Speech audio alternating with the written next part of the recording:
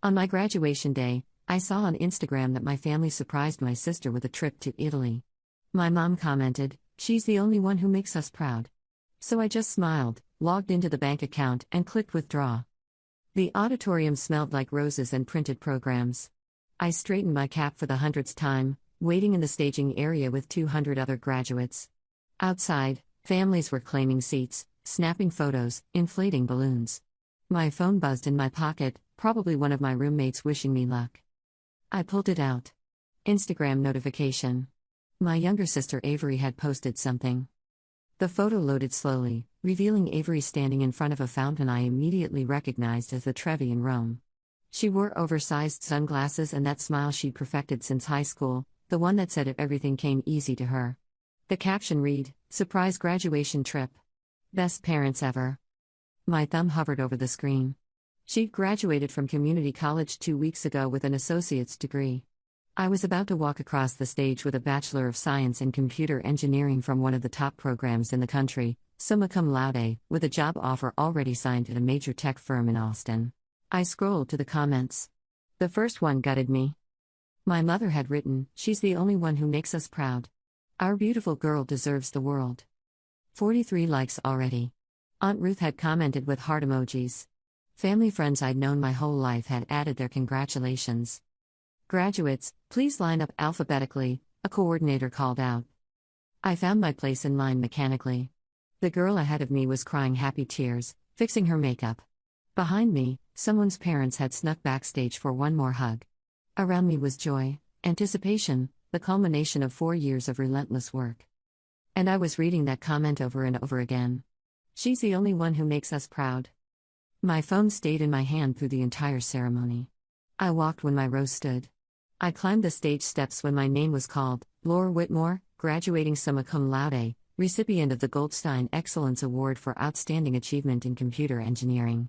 I shook the dean's hand. I accepted my diploma. I smiled for the photographer. The whole time, my mother's words burned behind my eyes. I called them last week to confirm they were coming. "We'll see, honey," my mom had said in that vague voice she used when she didn't want to commit. "It's a long drive, and your father's been so tired lately. Plus, Avery needs help with some things." "It's my college graduation," I'd said quietly. "I know, sweetie.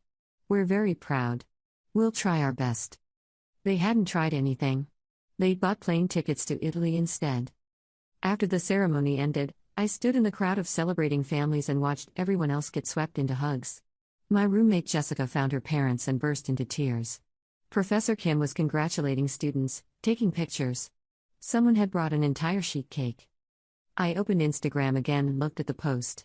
Avery had added to her story now, a video of herself twirling outside the Coliseum, laughing as my father filmed her. He looked healthier than he'd been in years, not tired at all. That night, back in my apartment, I sat at my desk and stared at my diploma. The thing I'd sacrificed everything for. 4 years of 18-hour days, of tutoring jobs and research positions to pay what scholarships didn't cover, of missing parties and spring breaks and normal college experiences because I was always studying. I thought about being 12 years old, showing my parents my report card, straight A's for the 5th year running. My mother had glanced at it while cooking dinner. "That's nice, dear. Did you see that Avery made the cheerleading squad? We're so excited for her." Avery had been 8. I'd been carrying a 4.0 for my entire academic career. I thought about being 16, winning the regional science fair. I called my parents from the competition, voice shaking with excitement. "That's wonderful," my dad had said. "Listen, we're at Avery's dance recital right now. Can we talk about this later?" They'd forgotten to call back. I thought about being 19, calling home during my first semester at university. I'd just aced my hardest exam. My mother had interrupted me halfway through telling her about it. "Oh, Laura, I have to go. Avery just texted that she needs us to come get her from soccer practice."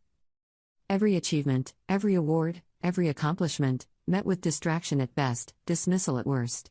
And Avery, who'd barely maintained a C average through high school, who'd partied her way through 2 years at community college, who'd never worked harder than she absolutely had to for anything, got Italy. Got pride. Got a public declaration that she was the only child worth celebrating. I opened my laptop. 6 years ago, when I turned 18, my grandfather had passed away.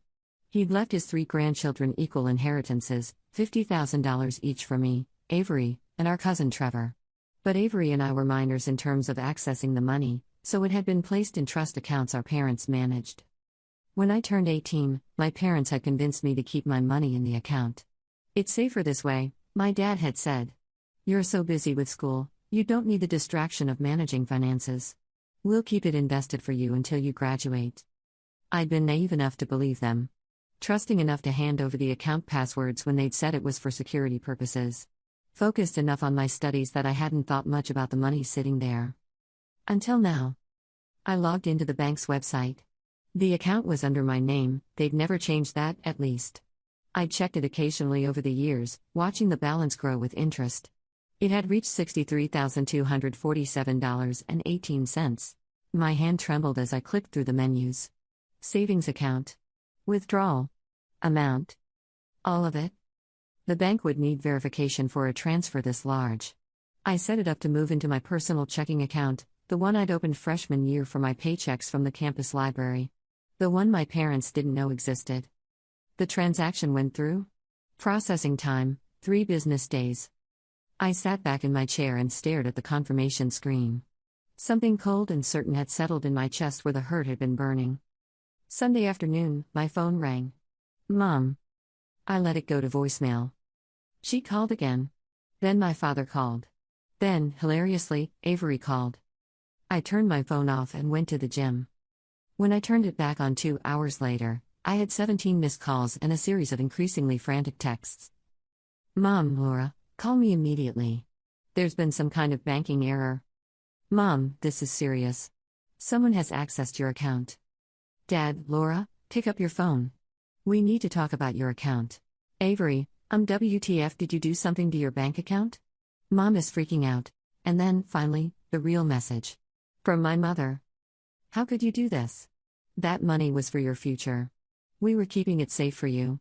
You've made a terrible mistake. Call us now. I made myself a cup of tea. I ordered Thai food. I watched 3 episodes of a show I'd been meaning to catch up on. At 9 p.m., I finally texted back. Hi Mom. Thanks for asking, the graduation ceremony was beautiful. I walked across the stage summa cum laude. It was a really special moment. Wish you could have been there. 3 dots appeared immediately. Disappeared. Appeared again. Mom, Laura Christine Whitmore, this is not the time for your attitude. You withdrew all of your money without discussing it with us. That is incredibly irresponsible. Me, actually, it's my money. Grandpa left it to me. I'm 22 years old. I can withdraw my own funds. Mom, we've been managing that money for you. We had plans for it. You've completely disrupted everything. Me, what plans? The dots appeared and disappeared for a full minute. Mom, investment opportunities. Your future. You wouldn't understand. Me, try me. Mom, we don't appreciate this tone. You're being very selfish. I set the phone down. My hands were steady. I felt nothing but a crystalline clarity. Me, how much did the Italy trip cost? No response. Me, flights for 3 people to Rome, hotels, spending money. I'm guessing around $8,000? Maybe $10,000? Mom, that is none of your business.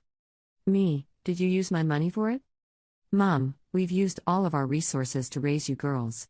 Everything we do is for this family. Me, did you use my inheritance to send Avery to Italy while missing my college graduation? The dots appeared and disappeared 3 times. Dad, your mother is very upset. You need to apologize and we'll discuss transferring the money back. Me, no. Dad, excuse me? Me, I said no. It's my money. I'm keeping it. What happened next was almost funny in its predictability.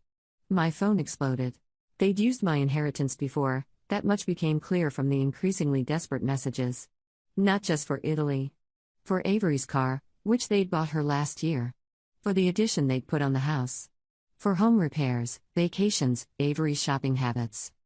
They'd been treating my $50,000 like a family slush fund while I'd been eating ramen and working 3 part-time jobs to avoid taking out more student loans than absolutely necessary. We were always going to pay it back, my father insisted in a voicemail. This was temporary borrowing. Between family. You stole from me, I said when I finally answered a call on Monday evening. My voice was calm. For years. You stole money that Grandpa specifically left to me. We did not steal, my mother snapped.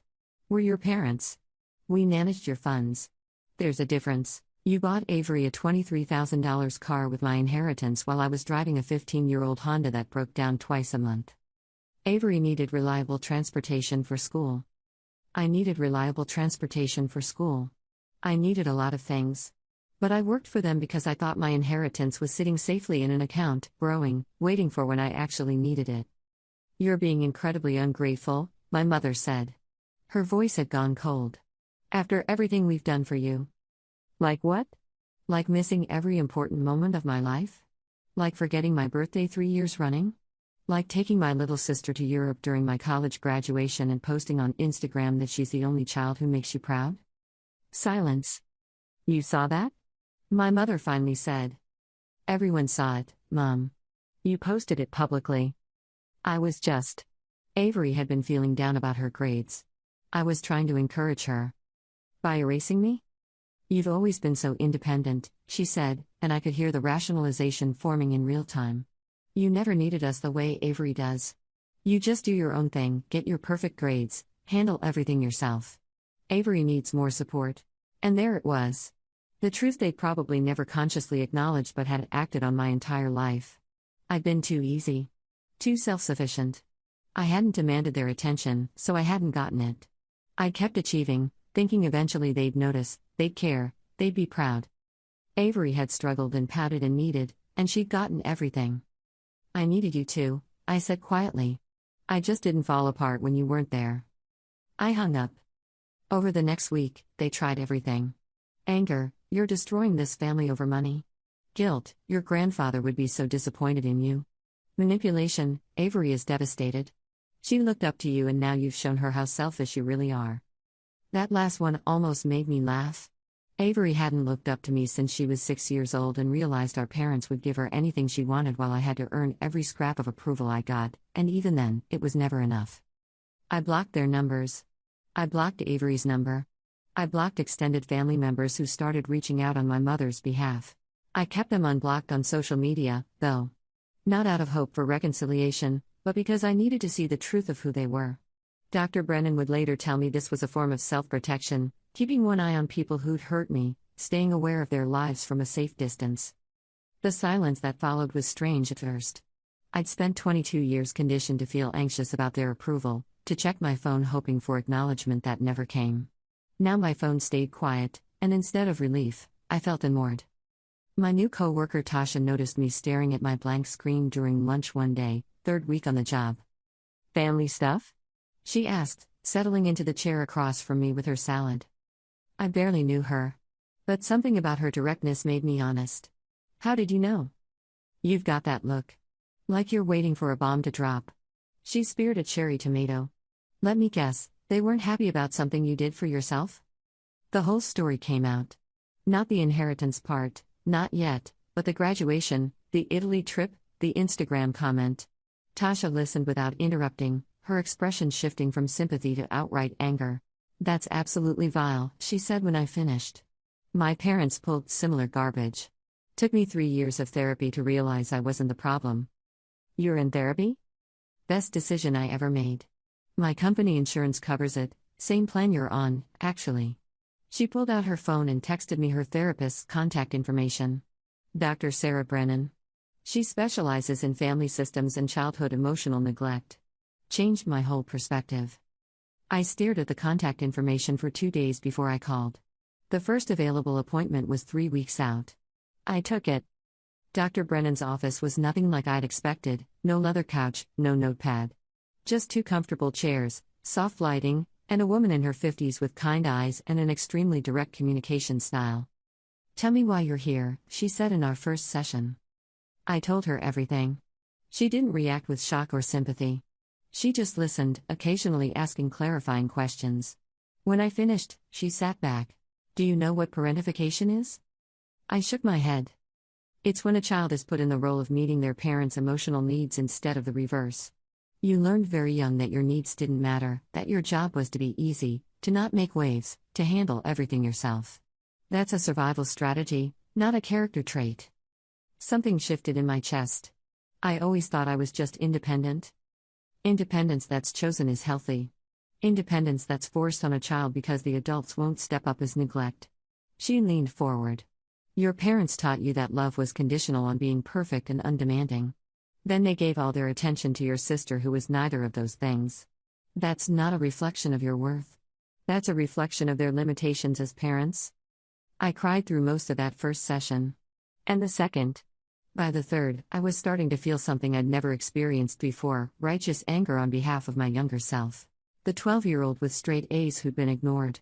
The 16-year-old science fair winner who'd been interrupted. The 19-year-old who'd stopped calling home because it hurt too much to hear the disinterest in their voices.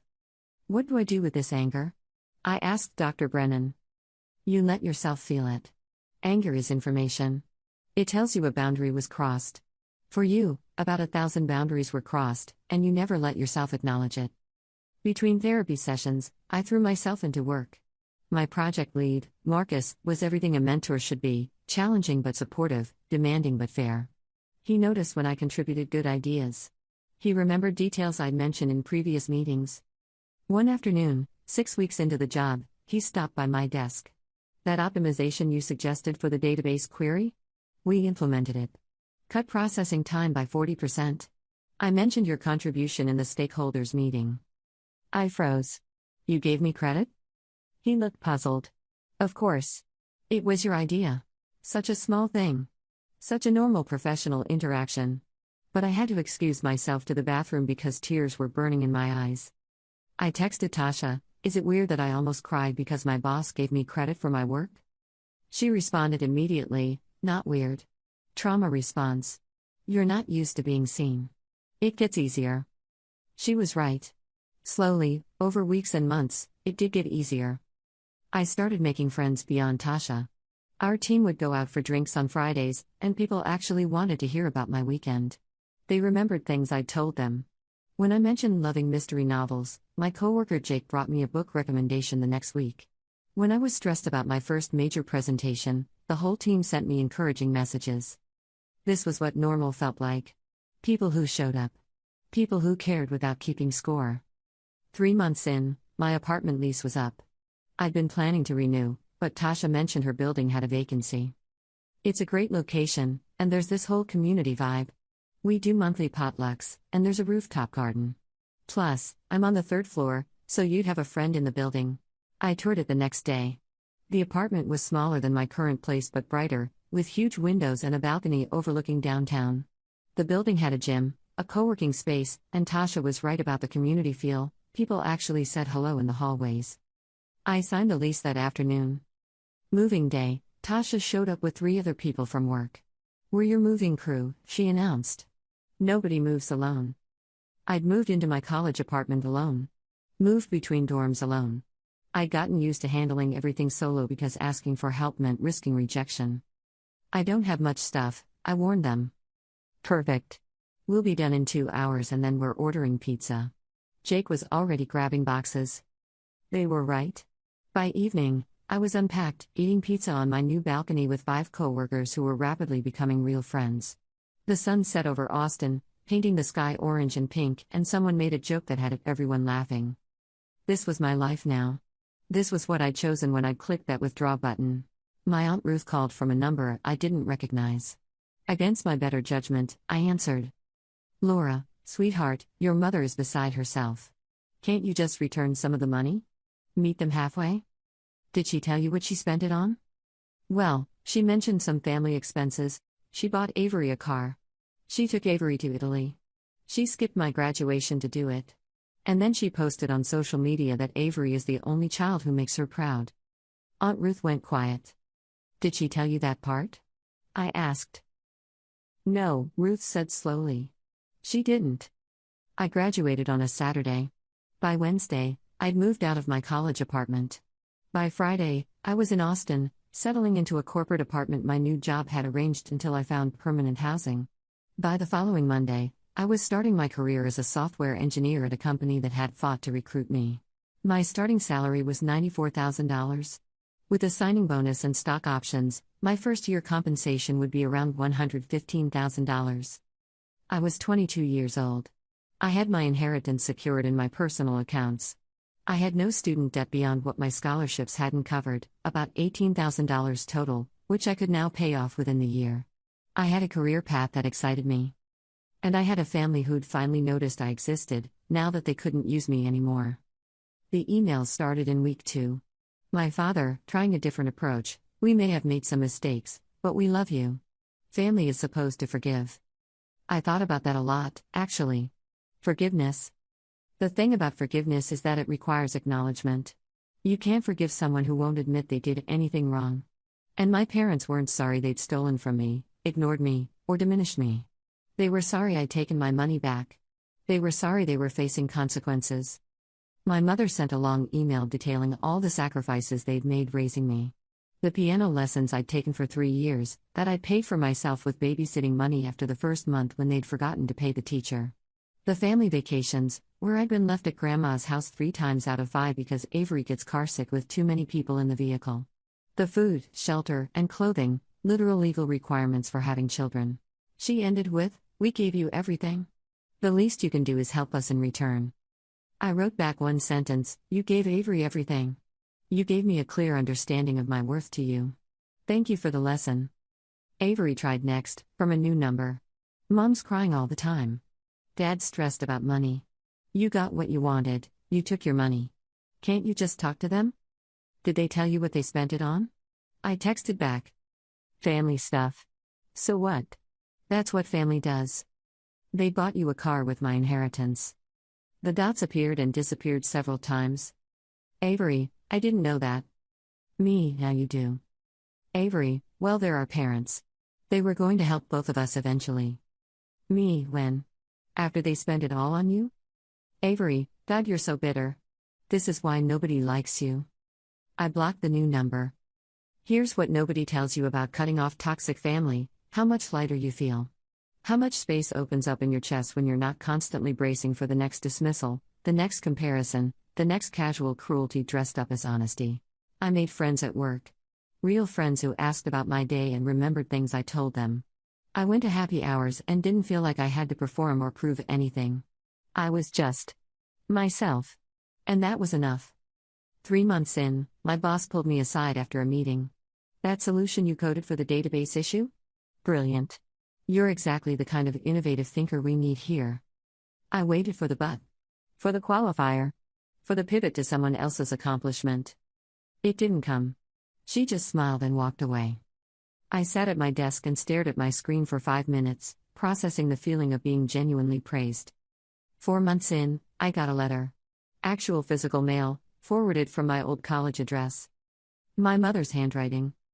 I almost threw it away. Instead, I opened it. "Laura, I've been doing a lot of thinking. Your Aunt Ruth showed me some things about how we might have treated you differently than Avery. I don't think we meant to do that, but I'm starting to see that maybe we did. I'd like to talk, if you're willing. I miss my daughter.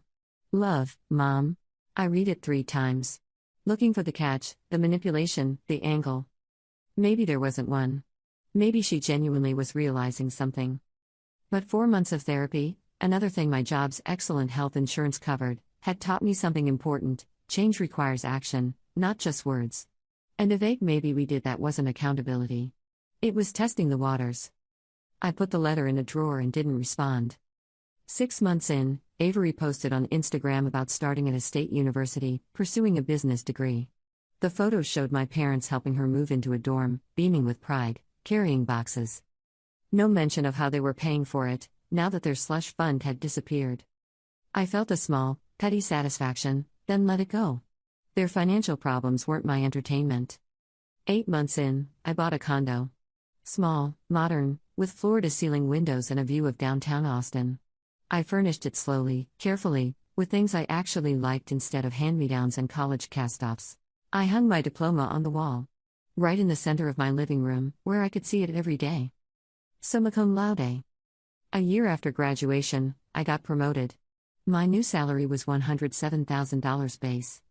I was leading a small team, working on projects that actually mattered, building a reputation in my field. My parents sent a card to my office. Someone must have given them the address. Congratulations on your success. We always knew you'd do well.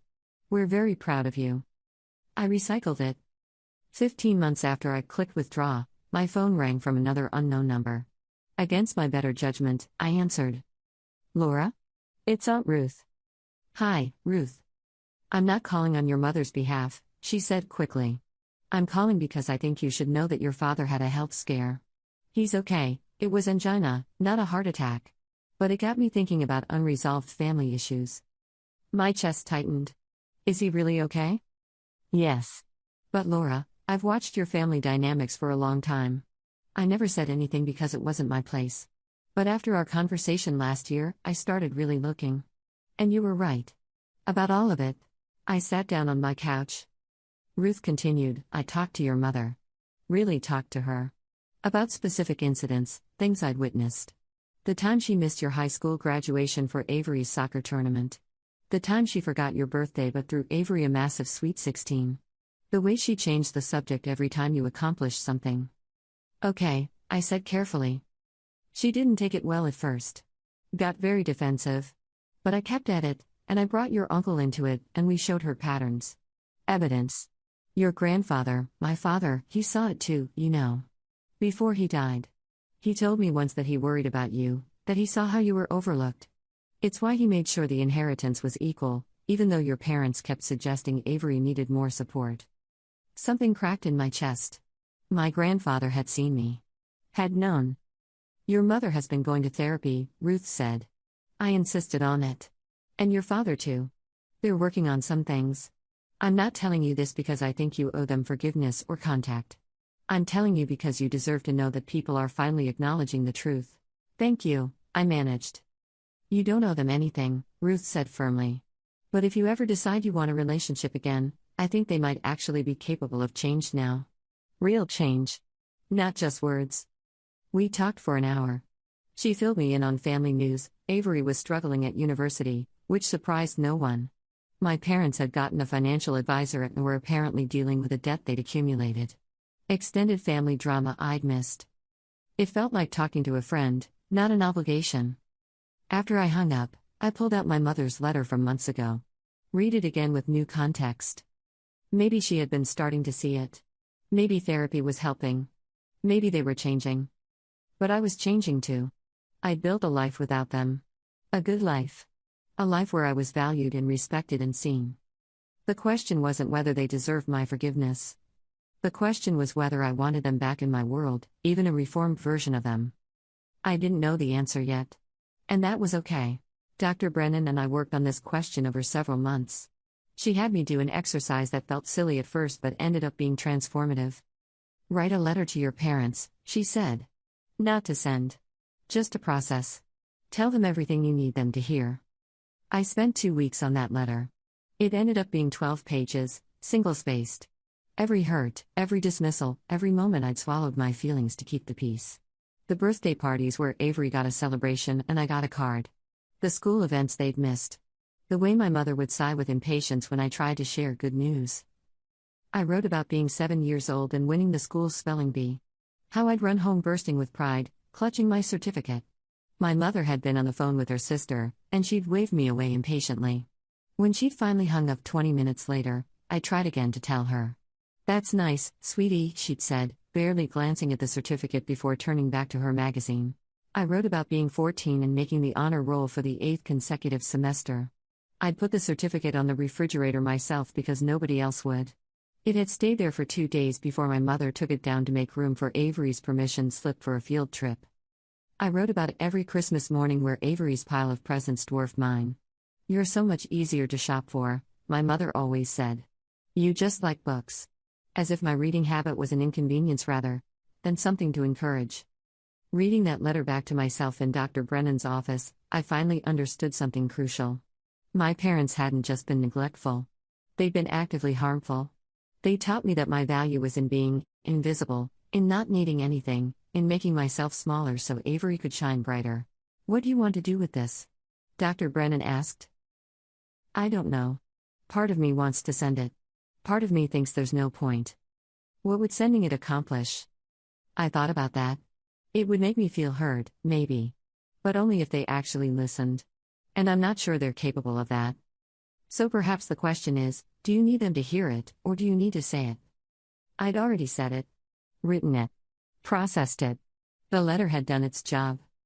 I burned it in my fireplace that night, watching 12 pages of pain curl into ash. It felt ceremonial, final. Work continued to be a source of unexpected joy. 10 months in, Marcus called me into his office. We're expanding the team, and I want you to interview candidates with me. You've got good instincts for people, and I think the perspective of someone who recently graduated would be valuable. I sat in on 5 interviews over 2 weeks. It was strange being on the other side of the table, asking questions instead of answering them. One candidate, fresh out of college like I'd been, was clearly brilliant but visibly anxious. After the interview, Marcus asked my opinion. She's incredibly talented, I said. Nervous, but that's understandable. I think she'd be an asset to the team. I agree. I'm glad you saw past the nerves to the potential. We hired her. Her name was Priya, and she reminded me of myself a year ago, hungry to prove herself, working twice as hard as necessary, afraid to take up space. I made a point of mentoring her the way I wish someone had mentored me.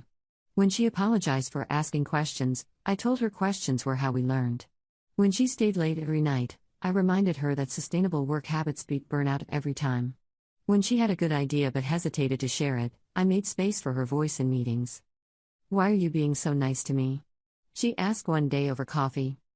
Because someone was nice to me when I started, and it made all the difference.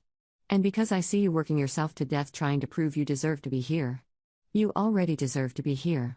We hired you because you're talented, not because you're willing to sacrifice your health. Her eyes got suspiciously shiny. My family doesn't really get what I do. They think I'm wasting my degree working in tech instead of something more traditional. Oh, I knew that feeling. Their understanding isn't required for your success, I told her. Build the life you want. The people who matter will either catch up or fall away. She became a friend as much as a colleague. Young enough that I felt protective, talented enough that I knew she'd go far. Around the same time, I started dating. Not seriously at first, just coffee dates, dinners, getting back into practice with normal human interaction outside of work and therapy. Then I met Connor at a bookstore. Literally bumped into him reaching for the same mystery novel. We both laughed, he insisted I take it, we got coffee to discuss our favorite authors. He was a high school teacher, passionate about literature, thoughtful and kind. On our third date, I mentioned that I didn't talk to my family. Is that hard? He asked, no judgment in his voice. Sometimes. Mostly it's peaceful. My family is chaos, he said. Loud, all up in each other's business, dramatic. But they show up, you know? When it counts. I felt that familiar pang of envy, but also something new, acceptance. That sounds nice. It is. But I also recognize that not everyone gets that. And that's not their fault. He didn't push me to share details until I was ready. When I finally told him the whole story, months into dating, he listened quietly, then said, "You didn't deserve that treatment. I hope you know that's not normal." I'm starting to. Connor became part of my Austin life. My chosen family was expanding: Tasha, Jake, Priya, Marcus, Connor, others from work and my building and the book club I joined. People who valued me not for being perfect or undemanding, but for being myself. 18 months after graduation, I got an email from my university's Alumni Association. They were featuring distinguished young alumni in their quarterly magazine, and someone had nominated me for my work in software engineering. They wanted to interview me, take photos, write up my success story. I said yes. The journalist who interviewed me was thorough, asking about my education, my career path, my achievements. At the end, she asked if there was anyone I wanted to thank.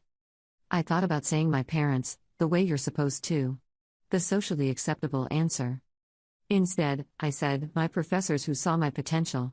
My thesis advisor, Dr. Patricia Morrison, who wrote me a recommendation letter that helped me land this job. My colleagues who supported me. And honestly, myself. I worked incredibly hard to get here. The article came out 2 months later. They'd used a photo of me at my desk, looking confident and professional. The write-up highlighted my academic achievements, my rapid career advancement, the innovative project my team had launched. My parents weren't mentioned at all. I posted it on LinkedIn. The responses were overwhelmingly positive, former professors congratulating me, colleagues sharing it, recruiters reaching out. And one message from a username I didn't recognize at first, Avril 2003. My sister. Saw your article. Guess you're doing fine without us. I stared at that message for a long time. There was bitterness in it, resentment. But also something else, acknowledgement, maybe, that I'd moved on. I didn't respond. 2 years after graduation, I was thriving. My team had launched a product that got written up in tech journals. I'd been invited to speak at a conference. I had a friend group that felt like chosen family.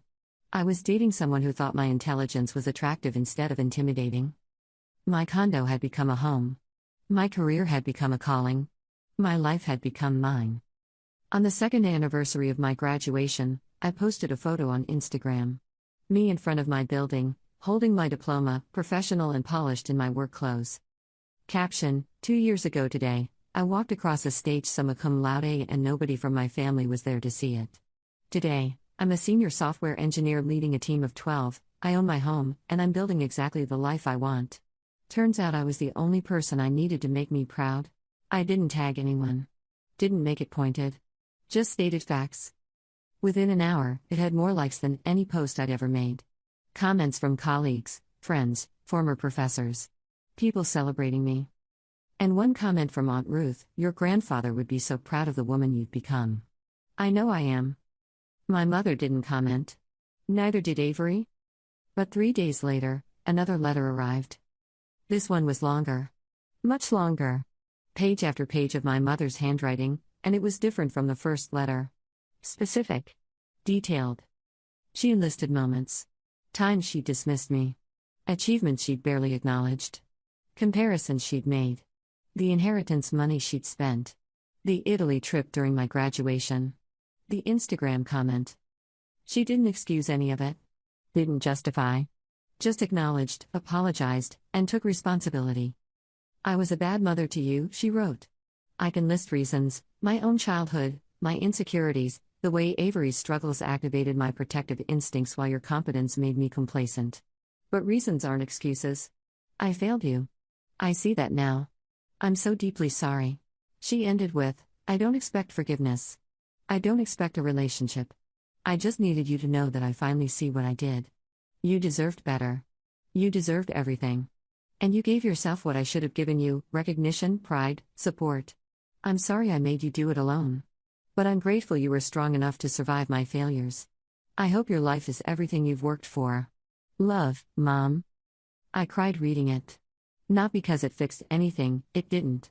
Not because it erased the hurt, it couldn't. But because finally, someone from my family had truly seen me. I put the letter in my desk drawer. Next to my employment contract, my mortgage papers, my promotion letter. Documents of the life I built. I didn't respond right away. Maybe I would eventually. Maybe I wouldn't. The withdraw button I'd clicked 2 years ago had done more than transfer money. It had severed an obligation I'd been carrying my whole life, the obligation to keep trying to earn love from people who'd already decided I wasn't worth their attention. I'd taken back more than my inheritance. I'd taken back my power, my narrative, my future. And I'd learned the most important lesson: the only person who needed to make me proud was myself. I was doing a damn good job of it,